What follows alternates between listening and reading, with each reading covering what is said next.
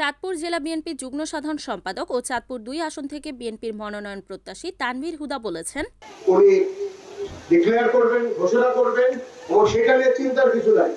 কারণ আমরা কাজ করি, আমরা রাজনীতি করি বাংলাদেশ জাতীয়তাবাদী দলে, আমরা কাজ করি শহীদ রাষ্ট্রপতি জিয়া রহমানের আদর্শে উজ্জীবিত হয়ে।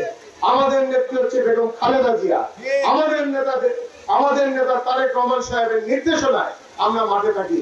আমাদের মার্কা একটাই, সেটা হচ্ছে ধানের শীষ।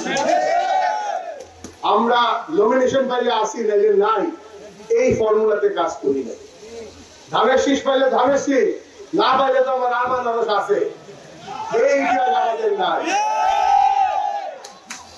তো সুতরাং আপনারা বিভ্রান্ত হবেন না, আল্লাহর কাছে দোয়া করেন, আল্লাহ যেন জনগণের মনের আশা পূর্ণ করে, এবং সেটা আমাদের তারেক রহমান সাহেবের উপর আমাদের আস্থা আছে, আমাদের বিশ্বাস আছে, আমাদের কর্মফল আছে। মাঠে আমরা কাজ করেছি বিগত দিনে, আমরা মাঠে ছিলাম, দুঃসময়ে ছিলাম, চাঁদপুরে ছিলাম, কুমিল্লায় ছিলাম, মধ্যে ছিলাম, যেখানে বলেন সেখানে আমরা ছিলাম। আমরা একদিনের জন্য ফাঁকি দিয়ে নেই, আমার নিজের সশরীরে উপস্থিত থেকেছিলাম, ছিলাম নাকি আমরা।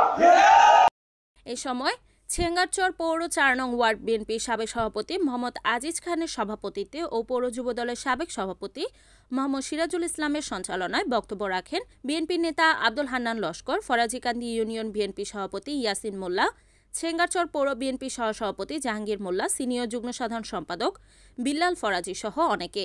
এ সময় উপজেলা যুবদলের সাবেক সাধারণ সম্পাদক আমির হোসেন আমু, পৌর বিএনপির সাবেক সাংগঠনিক সম্পাদক কবির হোসেন, পৌর যুবদলের সাবেক সাধারণ সম্পাদক আবু সাইদ, সাংগঠনিক সম্পাদক মনির হোসেন মোল্লা, গজরা ইউনিয়ন যুবদলের সাবেক সভাপতি সাইফুল ইসলাম, পৌর ছাত্র দলের সাবেক সাধারণ সম্পাদক মাজহারুল ইসলাম গাজী সহ অনুষ্ঠানে স্থানীয় বিএনপি, যুবদল, স্বেচ্ছাসেবক দল, ছাত্রদল সহ অঙ্গ ও সহযোগী সংগঠনের বিপুল সংখ্যক নেতাকর্মী উপস্থিত ছিলেন।